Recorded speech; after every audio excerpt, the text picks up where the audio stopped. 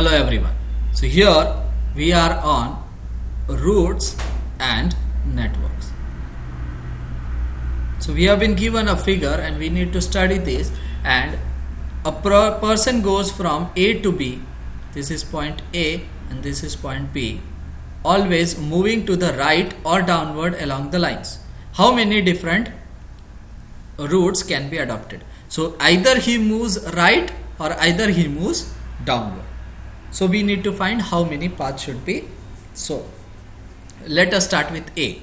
So if A, he takes a right turn, that is AE, then D, AED, then F, and then B.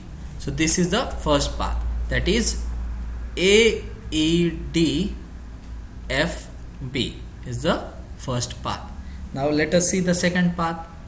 We have A, then we have E, AE, then we have O,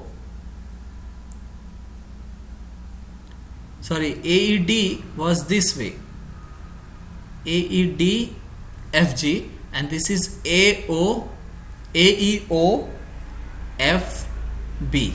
So AEO FB is the second path.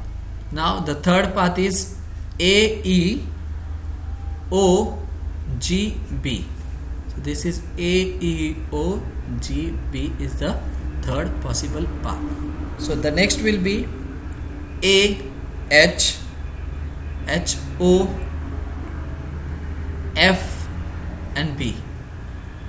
AHOFB is also possible. Then we have AHC,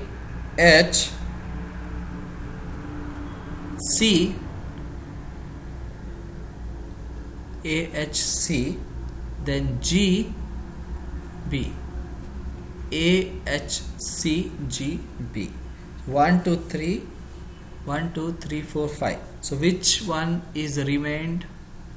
We have done AEDFB, we have done AEOFB, then we have done AHOGB, AHOGB. We have not done AHOGB. So AHOGB